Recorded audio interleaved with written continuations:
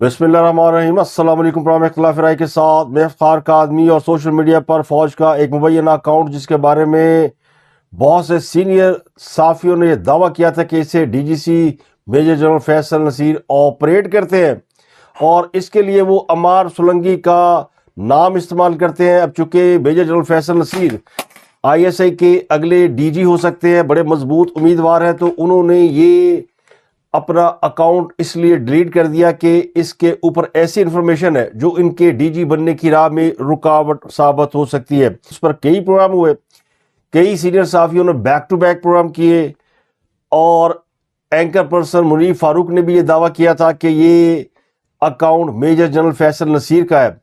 तो ये बड़ा मिस्टीरियस अकाउंट था जिसे अमार सुलंगी के नाम से एक्स पर देखा जा सकता था और ये तासुर मौजूद था कि ये फौज के किसी अफसर या आईएसआई का अकाउंट है जिसके जरिए वो इंफॉर्मेशन शेयर करते हैं।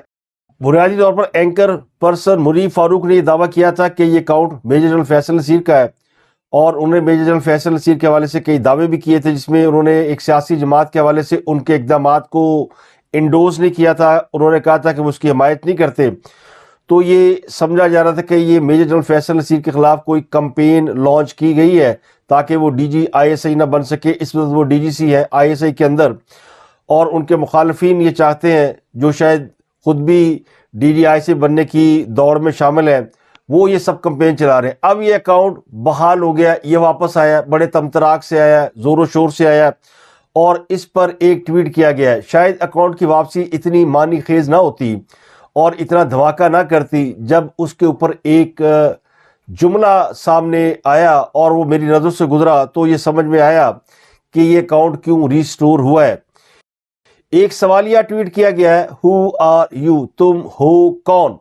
ये सवाल उस वक़्त सामने आया जब खैबर पख्तूनख्वा का वज़ीर आला आठ आंसू रो रहा है, ज़ारो कतार रो रहा है और ये कह रहा है कि पंजाब में हमारे गिरेबान पर हाथ डाला गया, वज़रा को तशद्दुद का निशाना बना लिया गया, हमारे साथ जुल्म हुआ है, हमारे गिरबान पर हाथ डाला गया, हमारे जो वज़रा है उनके साथ बदतमीज़ी की गई, उनको मारा पीटा गया।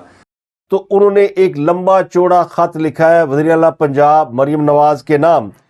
तो अब किसी ने पूछ लिया उनसे कि भैया तुम हो कौन, क्योंकि वज़ीर आला पंजाब मरियम नवाज़ तो पाकिस्तान में मौजूद नहीं है, वो अपने बच्चे की शादी में बिज़ी हैं और वो शायद पाकिस्तान से बाहर गई हुई हैं। तो जवाब आया है उन ताकतों की जानिब से जिन ताकतों का ये अकाउंट है, उनके अकाउंट से ये पूछा जाना कि तुम हो कौन, ये बड़ा मानी हेज है। तो इसकी टाइमिंग बड़ी अहमियत की हामिल है। तो मेरे पास कोई इन्फॉर्मेशन नहीं, मगर मुझ समेत कई लोग ये समझ रहे हैं कि ये जवाब दिया गया, ये शटअप कॉल दी गई है, बड़े घर से जवाब आया है, ठोक बजा के आया है। हालांकि ये ट्वीट दरअसल उसके ऊपर एक और पोस्ट शेयर की गई है जिसमें अमार सुलंगी रीबॉर्न 1 के नाम से कोई अकाउंट सामने है, तो क्वेश्चन मार्क उसके वाले से भी है। तो ये हो सकता है उसके वाले से भी हो, लेकिन उसके लिए इस अकाउंट का रीस्टोर होना ज़रूरी नहीं था और वो कोई इतना बड़ा इशू भी नहीं है जिसको इशू बनाकर ये सवाल पूछा गया। तो असली वाले अकाउंट बहाल करके अब आ गए हैं। तो अब बात करते हैं नकली वालों की। वज़ीर आला खैबर पख्तूनख्वा सुहेल अफरीदी लाहौर के दौरे में पंजाब हुकूमत से बड़े नाराज़ हैं। वज़ीर आला पंजाब मरियम नवाज़ को उन्होंने गुस्से भरा, शिकवे भरा ख़त लिखा है और पीटीआई के अंदर और पीटीआई के हम ख्यालों के अंदर ये क्वालिटी तो है कि जब कुछ नहीं बन पड़ता तो ख़त लिखते हैं, चाहे वो जज हो, चाहे वो सियासतदान हो। सुहेल अफरीदी साहब ने ख़त में लिखा है, मेरे दौरे के दौरान जिस अंदाज से मामला को हैंडल किया गया वो कोताही नहीं थी, जानबूझकर किया गया। जो हुआ वो इंतज़ामी खामी ना थी, हादसा थी, बल्कि आईनी ओहदा और बैनुल सूबाई इज़्ज़त को ख़राब किया गया। उन्होंने दावा किया कि मैं 4 करोड़ लोगों का नुमाइंदा हूँ, उस नुमाइंदे की हैसियत से मैं लाहौर आया, मेरे साथ जो कुछ हुआ वो किसी अवामी नुमाइंदे के शायान शान नहीं था। तो उनको बताना चाहिए था कि औरंगज़ेब आलमगीर सब तशरीफ़ ला रहे हैं, लेकिन उनका शिकवा ये कि मार्केटें और अवामी मुकामात को बंद करके लाहौर के शहरियों को तकलीफ दी गई, मोटरवे रेस्ट एरिया तक बंद रखा गया, मुनशियात स्मगलिंग से मेरा दौरा जोड़ा गया, मेरी शख्सियत को तबाह करने की कोशिश की गई, तज़हीक की गई। तो ये सब कुछ जो है वो रियासती यूनिट को نقصان پہنچانے کی کوشش کی گئی ہے، جو فیڈریشن ہے اس کو نقصان پہنچانے کی کوشش کی گئی ہے. تو توقع رکھتا ہوں کہ آئندہ یہ سب کچھ نہیں ہوگا. پھر انہوں نے اپنی ایک ویڈیو پیغام کے آخر میں یہ کہا اپنے صوبائی افسران سے اور پولیس سے کہ پنجاب تو یہ سب کچھ کر رہا ہے، لیکن پنجاب سے یا کسی صوبے سے کوئی کے پی کے آئے تو اس کی اچھی طرح خاطر کی جائے یا خدمت کی جائے. تو اس کے دو مطلب ہو سکتے ہیں کہ جو سلوک میرے ساتھ ہوا ہے ویسا ہی سلوک آپ ان کے ساتھ کیجئے، یا وہ گڈ کاپ بننے کی کوشش کر رہے ہیں کہ ہم تو وہ نہیں کریں گے جو ہمارے ساتھ سلوک ہوا ہے. چلیں، جو کہنے والے وہ کہتے ہیں کہ وزیر اعلیٰ خیبر پختونخوا کے ساتھ جو کچھ دورہ پنجاب کے دوران اور سوشل میڈیا پر ہوا اسے کہتے ہیں کتے والی ہونا. تو ہوئی تو کتے والی ہے، مگر یہ ہونی نہیں چاہیے تھی. جس نے بھی کی ہے، جس طریقے سے بھی ہوئی ہے، اور اس کو اگر یہ سمجھا جا رہا ہے کہ بہت بری ہوئی ہے، تو میں کیٹیگوریکلی کہہ رہا ہوں کہ یہ نہیں ہونی چاہیے تھی. اب وزیر اعلیٰ پوچھ رہے ہیں کہ منشیات کے جو الزام لگے اس کے ثبوت وہ پیش کیوں نہیں کرتے. ان سے اگر کہا گیا کہ وہ کچھ منشیات کی اسمگلنگ میں انوالو ہے، سوال ہے، ان کے اوپر بڑے ایلیگیشن ہے، تو انہوں نے کوئی ثبوت پیش نہیں کیا. اور جب وہ خود بیٹھ کر یہ تقریر فرما رہے تھے، اسمبلی میں کھڑے ہو کر کہہ رہے تھے کہ مسجد میں فوجیوں نے حرام جانور باندھ دیے، تو جو بہتان آپ نے لگایا تھا کہ آپ کے پاس اس بات کا ثبوت ہے، آپ تو آج تک وہ ثبوت نہیں دے سکے. تو بہتان اور الزام صرف آپ ہی لگا سکتے ہیں. تو یہ آپ یاد رکھیں. بلکہ ہمارا تو ایمان ہے کہ جو بھی حضور صلی اللہ علیہ وسلم کے نام کی توہین کرتا ہے، ان کی مقدس مقامات کی توہین کرتا ہے، جو مسجد کی توہین کرتا ہے، اس کے ساتھ ہوتی پھر یہی ہے جو آپ کے ساتھ ہوئی ہے. تو اب آپ عشق عمران میں ہیں اور لوگوں کہتے ہیں ہم عشق عوام میں ہیں، تو یہ نہیں ہوتا. اس اعتراض نامہ لکھنے کی کوئی ٹھوس وجہ نہیں تھی، لیکن کسی نے ان کو بتایا ہے یہاں سے واپسی پر کہ تھوڑی بڑی بےزتی ہوئی ہے. یہاں تو وہ ٹھیک تھے. اب سوال یہ کہ کیا پنجاب حکومت نے دعوت نامہ دے کے بلایا تھا؟ کیا مریم نواز صاحبہ نے جنید صفدر کی شادی میں بلایا تھا؟ 2-4 دن انتظار کر لیتے. آپ تو بن بلائے مہمان بھی نہیں تھے. آپ آئے تھے تحریک چلانے، جلسہ کرنے، اسٹریٹ موومنٹ کرنے، لوگوں کو باہر نکالنے. تو جس کام کے لیے آپ آئے تھے وہ آپ نے کیا. احتجاج، انتشار اور فساد، یہ 3 آپ کے ایجنڈے تھے جس پر آپ عمل درآمد کرنے کے لیے آئے تھے، اور لوگوں سے توقع کر رہے تھے کہ ہماری عزت کی جائے. اب آپ کہتے ہیں ہمارے گریبان پہ ہاتھ ڈالا گیا. تو وزیر اعلیٰ کے گریبان پہ کسی نے ہاتھ نہیں ڈالا، بلکہ سہیل آفریدی اور ان کے ساتھ آئے ہوئے تمام لوگ خیر و عافیت سے واپس گئے ہیں. اگر پنجاب میں ان کے ساتھ کوئی ابی نبی ہو جاتی، پنجاب میں تو لوگ جو ہے وہ جوتے بھی مار دیتے ہیں، انڈے ٹماٹر بھی مار دیتے ہیں، اور اس سے بھی زیادہ برا حشر کرتے ہیں. لیکن آپ کے ساتھ تو ایسا کچھ نہیں ہوا. جو کچھ ہوا وہ پنجاب اسمبلی کے اندر ہوا، اور وہ غلط فہمی سے ہوا، مس مینجمنٹ سے ہوا. اس کی آج لمبی چوڑی تحقیقات کی رپورٹ بھی آ گئی ہے کہ کوئی شخص ایسا تھا جو موسٹ وانٹڈ تھا اور جس کے پاس شناختی کارڈ بھی نہیں تھا، اور پنجاب اسمبلی میں بغیر آئی ڈی کارڈ کے وہ کسی کو داخل نہیں ہونے دیتے. یہ ان کا رول ہے. پنجاب اسمبلی جو ہے اس کی پریمیسز ہے. اسپیکر صاحب نے بتایا پنجاب حکومت نے تو پوری سیکورٹی دی ہے. اگر خدا نہ خواستہ یہاں پہ ان کو کوئی نقصان پہنچاتا تو پنجاب پہ تو بہت بڑا الزام لگ جاتا. تو اس کے باوجود صحافیوں کے سوال دینے کی بجائے آپ نے صحافیوں کو اپنا دشمن قرار دے دیا، ان کو پنجاب کا قرار دے دیا. تو پھر کون سے 25 کروڑ عوام ہے جو پی ٹی آئی کے ساتھ ہیں؟ اور یہ دعوے کرنا کہ سہیل آفریدی پنجاب ہے تو لوگوں نے سہیل آفریدی کو پنجاب کا سی ایم سمجھ لیا. ابھی تو لوگوں کو یہ نہیں سمجھ آئی کہ سہیل آفریدی ہے کون. اس لیے جواب آیا ہے who are you. Sohail Afridi صاحب نے جتنا بڑا خط لکھا نا اتنا بڑا ان کا قد نہیں ہوا. ابھی وہ گنڈا پور کے قد کے برابر بھی نہیں پہنچے، اور وہ یہ سوال کریں کہ میری بڑی عزت ہے، میں 4 کروڑ عوام کا نمائندہ ہوں. نہیں، آپ صرف عمران خان کے نمائندے ہیں، اور عمران خان نے آپ کو فرام نو ویئر، جس میں آپ کی کوئی کارکردگی نہیں ہے، آپ کا کوئی میرٹ نہیں ہے، وہاں سے اٹھا کے آپ کو بٹھا دیا ایک کرسی پر، یہ سمجھ کر کہ یہ گنڈا ہے، یہ میرا بدلہ لے گا. تو کسی بدماش کو اگر آپ ریاست سونپ دیں تو وہ عوامی نمائندہ نہیں ہو سکتا. تو مینا خان آفریدی صاحب بغیر انڈے جوتے کھائے چلے گئے. تو یہ پنجاب کے عوام کا ان پر احسان ہونا چاہیے. جس قسم کی آگ پنجاب میں آ کر لگائی گئی، دیکھیں تالی ایک ہاتھ سے نہیں بجتی. آپ لوگ سوچ کر آئے تھے. کے پی کے جو لوگ یہاں پہ آئے تھے ان کے اندر ایک ریزنمنٹ، ایک تحفظ اور ایک مسکنسیپشن موجود تھا کہ ہم جب جائیں گے ہمارے ساتھ یہی سلوک ہوگا. وزیر اعلیٰ پنجاب تو پنجاب میں نہیں تھی اور کسی منسٹر نے بھی آپ کے خلاف کسی کمپین کو لیڈ نہیں کیا. ہم اقبال کے مزار پر گئے، وہاں بتیاں بجھا دی گئی. تو اقبال کے مزار پہ کون سی تحریک چلانے گئے تھے؟ یا تو آپ آفیشیل ٹور پہ آئے. اگر کوئی صوبے کا سربراہ یا منسٹر آفیشیل ٹور پہ آتا ہے، اس کے ساتھ یہ سلوک ہوتا ہے، ہم اس کے ساتھ کھڑے ہیں. اگر وہ ذاتی حیثیت میں آتا ہے اور میرے گھر کو آگ لگانے آتا ہے تو پھر اس کو ویسا ہی جواب ملے گا. وہ کہتے ہیں جیسا منہ ویسی چپیڑ. پوچھا جائے گا ہو آر یو. تو اپنے صوبے میں آپ اپنی کارکردگی بہتر کریں. یہ victim card P T A کھیلنے کی کوشش کر رہی ہے پنجاب کے عوام کے ساتھ کہ دیکھیں ہمارے ساتھ بڑا ظلم ہو گیا. تو پنجاب کے لوگ ہنس رہے ہیں کہ ہوا تو کچھ نہیں ہے. جو ہونا چاہیے تھا شاید اس سے کہیں زیادہ ہونا چاہیے تھا. میں اس کی سپورٹ نہیں کرتا، میں تو کہتا ہوں یہ بھی نہیں ہونا چاہیے تھا. عزت ان کو دینی چاہیے تھی اور آپ کو عزت لینی چاہیے تھی. تو بہرحال یہ خط لکھا اور اس کا جواب جو سجے کھبے سے آ رہا ہے وزارت دفاع بھی دے رہی ہے. خواجہ صاحب نے بھی کہا ہے کہ ہم مل کر مذمت کرتے ہیں اور اس قسم کے رویے کا سدباب کرتے ہیں. خواجہ صاحب نے کہا کہ سہیل افریدی صاحب آپ کی قیادت میں اسلام آباد پر حملہ ہوتا ہے، بار بار ہوتا ہے. آپ پاکستان کی وحدت پر حملہ کرتے ہیں. آپ کے ورکر آپ کی قیادت کی آشیرواد سے سوشل میڈیا پر انتہائی گندی زبان استعمال کرتے ہیں. اس وقت بھی آئینی عہدوں اور بین صوبائی عزت خراب ہو رہی ہے. آئے سب مل کر اس کی مذمت کرتے ہیں، اس کا سدباب کرتے ہیں.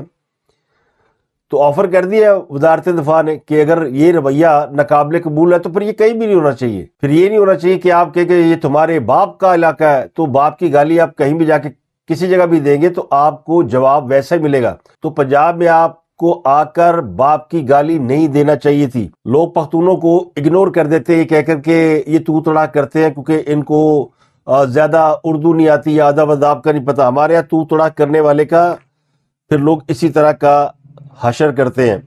اب جو تحقیقاتی رپورٹ سامنے آئی ہے اس واقعے کے حوالے سے، اس میں بتایا گیا کہ مطیع اللہ برقی نامی شخص نے جعلی شناخت کے ذریعے انٹری کوشش کی جس پر تصادم ہوا.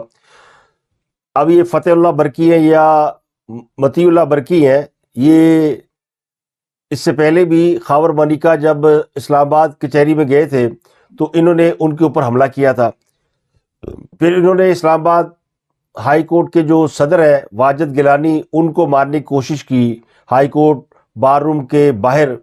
اب پنجاب اسمبلی میں بھی جو جھگڑا ہوا اس میں بھی فتح اللہ برقی کا نام آ رہا ہے. تو آپ یہ سمجھ لیں کہ اس کے اندر باقاعدہ ایک شخص انوالو ہے اور اس کی جو تلق لامی ہوئی ہے سیکورٹی کے لوگوں سے ہوئی ہے. اسپیکر پنجاب اسمبلی نے باقاعدہ پریس کانفرنس کر کے بتایا کہ ہم نے ساری ویڈیوز نکالی ہیں، ان کو دیکھا ہے اور ہم نے ایک اعلیٰ اختیاراتی انکوائری کمیٹی بھی بنا دی ہے. اب تک کی جو رپورٹ ہے اس کے مطابق متوقع تعداد سے زیادہ افراد ان کے ہمراہ تھے. جو لسٹ دی گئی تھی اس کے مطابق نہیں تھے اور جو آ رہے تھے وہ شناخت بھی اپنی پیش نہیں کر سکے. تو پھر سیکورٹی اہلکاروں نے ان لوگوں کو روکا جن کی کوئی شناخت نہیں ہو رہی تھی اور کچھ ایسے بھی لوگ تھے جن کے پاس شناخت نامے نہیں تھے لیکن جو سینئر لوگ تھے انہوں نے ان کو آنے کے لیے یا چھوڑنے کے لیے کہا تو ان کو چھوڑا گیا. اسپیکر نے بتایا کمیٹی کی رپورٹ میں یہ بات بھی سامنے آئی ہے کہ غیر مجاز افراد میں ماضی میں سزا یافتہ افراد شامل تھے جن میں انسداد دہشت گردی ایکٹ کے تحت مقدمات والے لوگ بھی تھے. سرکاری عمارتیں جلانے والوں کو اسمبلی میں لانا ناقابل قبول ہے. اسپیکر نے کہا کہ وہ تمام تحقیقات جو ہے وہ سیکورٹی اداروں کو بھیج رہے ہیں اور اسے وہ سمجھتے ہیں کہ آگے اس کے اوپر کارروائی کی جائے گی. اگلی خبر جو ہے وہ خیبر پختونخوا کے ضلع باجوڑ میں ہے جہاں پر سیکورٹی فورس نے آپریشن کیا اور اس آپریشن کے دوران میجر عدیل زمان کی شہادت ہو گئی. یہ بڑے قابل فوجی افسر تھے. یہ اس ٹیم کی قیادت کرتے جنہوں نے 5 خارجیوں کو جہنم واصل کیا. خار باجوڑ کے علاقے میں یہ آپریشن ہوا. میجر عادل زمان کا تعلق ڈیرہ اسماعیل خان سے تھا. وہ آپریشن کے دوران اگلے مورچوں میں اپنی ٹیم کی قیادت کر رہے تھے.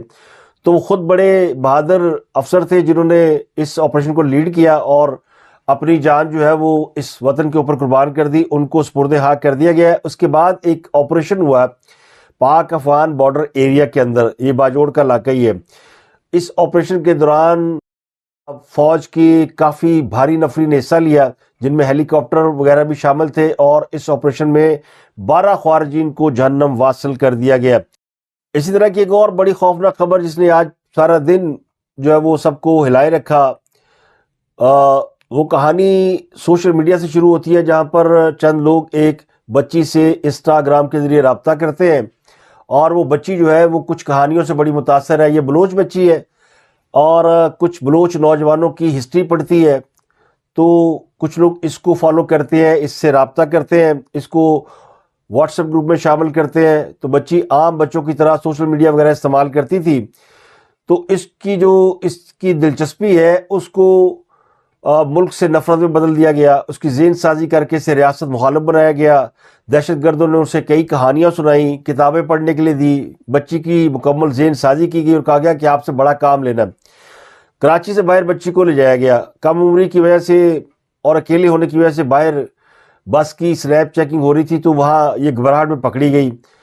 تو اس بچی کو جب پکڑا گیا تو پتہ چلا یہ تو خودکش بمبار ہے, یہ تو کسی مشن پہ تھی. فیملی کو بلا کر تمام چیزیں بتائی گئی ہیں. تو اس کم عمر طالبہ کو سیکورٹی اداروں نے نہ صرف ریسکیو کیا بلکہ کراچی کو بھی تباہی سے بچا لیا. سوچتی تھی کہ میں ایک دن ٹیچر بنوں گی. میں سوشل میڈیا استعمال کرتی تھی اور ایک دن میں نے سوشل میڈیا پر شاعری بلوچ کی ویڈیوز دیکھی. مجھے سمجھ نہیں آ رہا تھا کہ ایک پڑھی لکھی عورت جس کے بچے بھی تھے وہ ایسا کیسے کر سکتی ہے.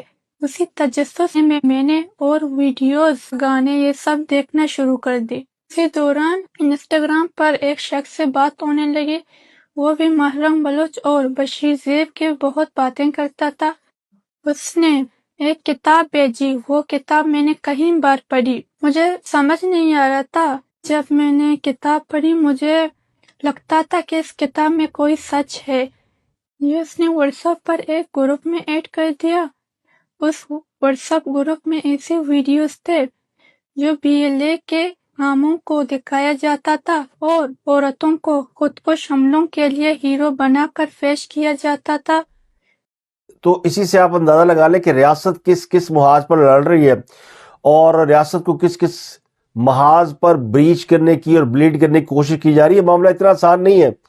یعنی یہ دہشت گرد ہمارے بیڈ روموں میں, گھروں میں گھس گئے ہیں, ہمارے موبائلوں میں, ہمارے لیپ ٹاپ میں, ہمارے بچوں کے ذہنوں میں گھس کر انہیں تربیت دے رہے ہیں کہ آپ نے کیسے شہادت لینی اور کیسے آپ کا نام ہوگا, کیونکہ نام کا سب کو شوق ہوتا ہے.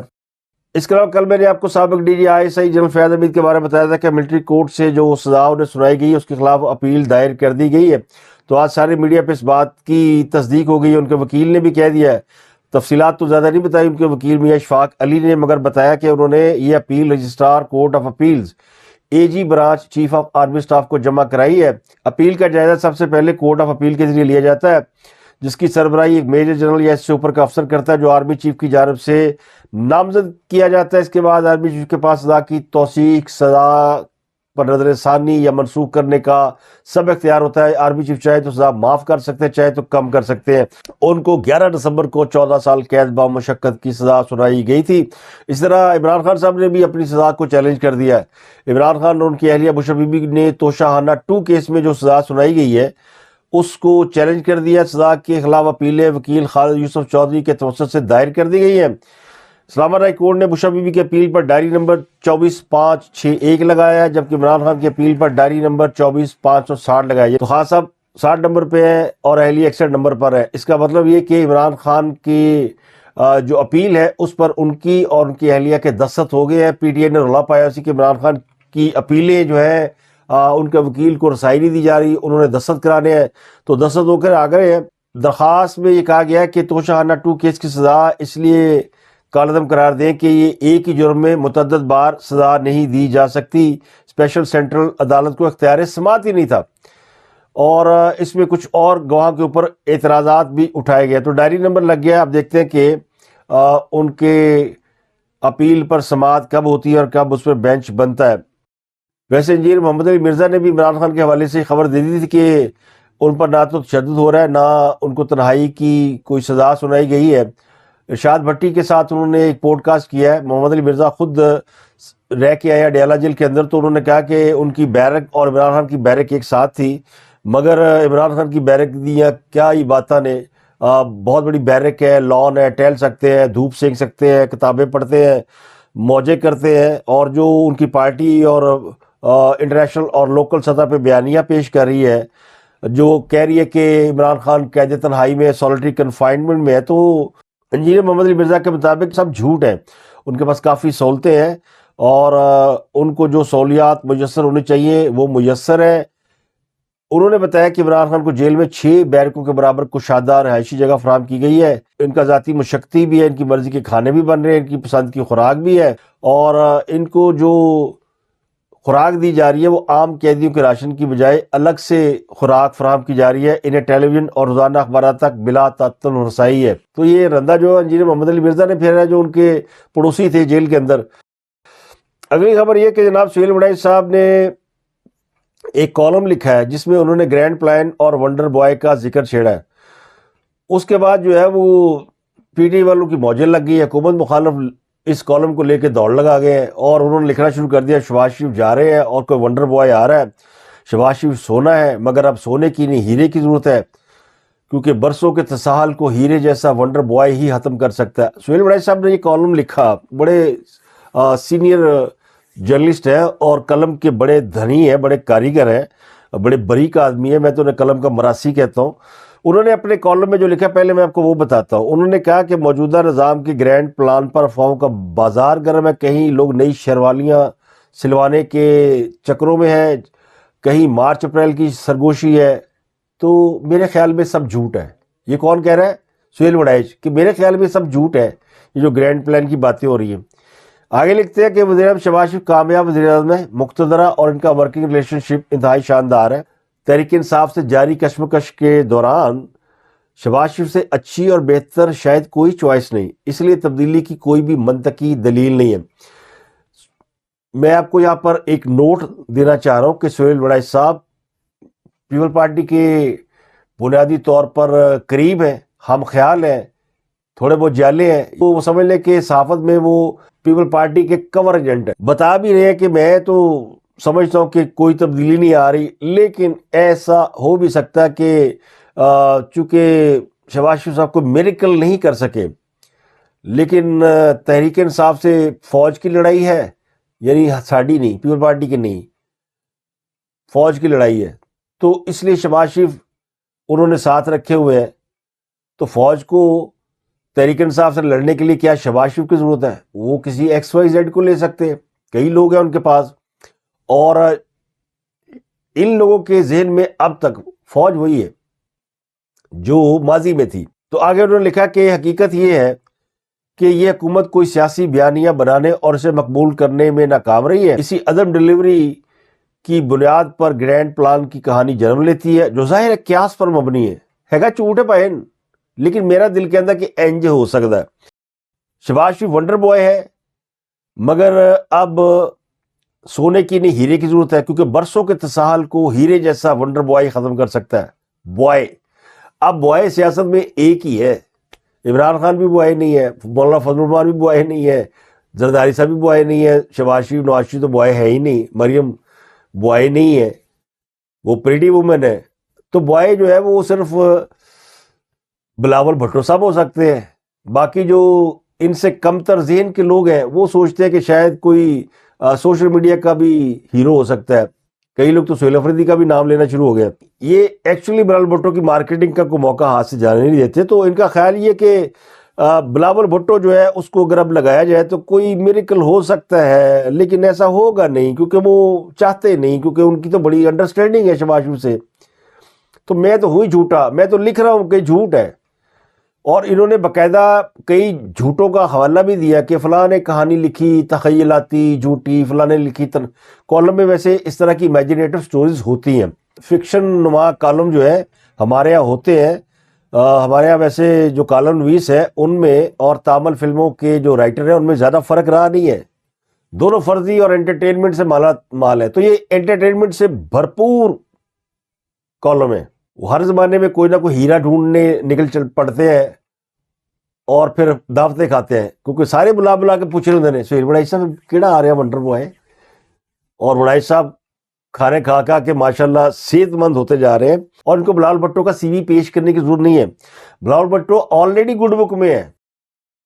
ایک اور بڑی اہم اور افسوسناک خبر یوٹیوبر ویلاگر رجب بٹ کے حوالے سے ہے. وہ پاکستان کے بڑے نامور قسم کے یوٹیوبر ہیں وہ کراچی کسی مقدمے میں پیش ہونے کے لیے گئے جہاں پر وکلا نے ان پر حملہ کیا، ان کو پھینٹی لگائی اور وکلا نے نعرے لگائے کہ ہم نے رجب بٹ کا سافٹ ویئر اپڈیٹ کر دیا ہے۔ تو اس واقعے کا پس منظر یہ بھی ہے کہ رجب بٹ نے ایک پروگرام کے دوران کسی وکیل کے حوالے سے گفتگو کی تو اس وکیل نے رجب بٹ پہ مقدمہ درج کرا دیا۔ اسی مقدمے میں ضمانت کے لیے رجب بٹ کراچی کی عدالت میں پہنچے تھے جہاں پر وکلا نے ان کے اوپر نامناسب اور توہین آمیز گفتگو کا الزام لگا کر حملہ کر دیا، انہیں شدید قسم کے تشدد کا نشانہ بنایا، ان کے جسم پر کئی چوٹیں آئی ہیں۔ ان کے ساتھ دوسرے یوٹیوبر ندیم نانی والا بھی تھے، لیکن دونوں نے وکلا کے ساتھ کوئی مزاحمت نہیں کی، کوئی ہاتھا پائی نہیں کی۔ بقول ان کے وکیل کے ان کے پاس بیگ میں 3-4 لاکھ روپیہ تھا، وہ بھی چھین لیا گیا۔ تو اس کیس میں بھی ایک فتح اللہ وکیل کا نام آ گیا۔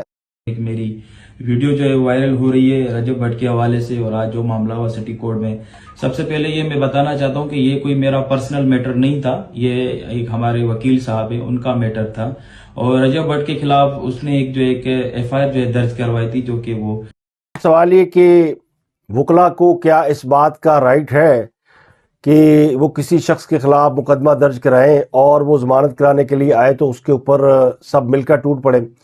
اب وکلا کا موقف یہ کہ ہمیں پروک کیا گیا، ہمارے خلاف بد زبانی کی گئی، زبان غلط استعمال کی گئی، اس کے باوجود بھی قانون کدھر گیا؟ اگر رجب بٹ نے کوئی غلط حرکت کی، اشتعال دلایا، گالی دی، بدتمیزی کی، فائر مارا، تو ہمارے جو قانون کے رکھوالے ہیں ان کا کام یہ تھا کہ اس کو قانونی طریقے سے سزا دلاتے، اس کو گرفتار کراتے یا عدالت کے اندر اس کے خلاف کوئی ٹھوس ثبوت پیش کرتے۔ اگر فیصلے اسی طرح لاتوں موقعوں گھونسوں سے کیے جانے ہیں تو پھر عدالتیں اور یہ جو وکلا کے کاروبار بند کر دینے چاہیے۔ وکیل کے اندر تو بڑا صبر ہوتا ہے، مخالفین تو بڑے سخت قسم کے الزام لگاتے ہیں۔ تو یہ جو وائلنس ہوا ہے کراچی کورٹ کے اندر، اس کے اوپر بار کو ایکشن لینا چاہیے اور یقینی طور پر ان وکلا کے لائسنس کینسل کرنے چاہیے، باوجود اس کے کہ وہ یہ موقف دے رہے ہیں کہ رجب بٹ نے ہمارے خلاف انٹ شنٹ بات کی۔ تو بھائی اظہار رائے کی آزادی ہے، اگر کوئی انٹ شنٹ بات کرتا ہے تو اس کے لیے قانون موجود ہے، تو آپ اسے قانون کے ذریعے انجام تک پہنچائیں، نہ کہ آپ خود وہاں پہ تیفی بٹ اور گوگی بٹ بن جائیں۔ تو یہ واقعہ رجب بٹ کو مظلوم ثابت کرتا ہے اور آپ کو گنہگار ثابت کرتا ہے۔ آپ کو کسی کی رائے سے اختلاف ہے، اب مت سنیں، آپ نے اس کے خلاف کیس کرا دیا، پھر اس کیس کا فیصلہ ہونے دیتے، فیصلہ آپ نے عدالت سے باہر کر دیا۔ تو اگر وکلا نے اسی طرح سافٹ ویئر اپڈیٹ کرنے ہیں تو پھر اس ملک کے قانون سازوں کو سوچنا چاہیے کہ ہمارے جو قانون کے رکھوالے ہیں اب وہی قانون کو نہیں سمجھتے، تو پھر ایسے قوانین کو یا تو بدل دینا چاہیے یا پھر ایسے قوانین کو اور اس قوانین کی ترجمانی کرنے والوں کو ترجمانی سے محروم کر دینا چاہیے۔ اب تک کے لیے اتنا ہی، آپ سے ملاقات ہوتی اگلے ویلاگ میں۔ اپنا گرد و نواح کے لوگوں کا بہت خیال رکھیے گا۔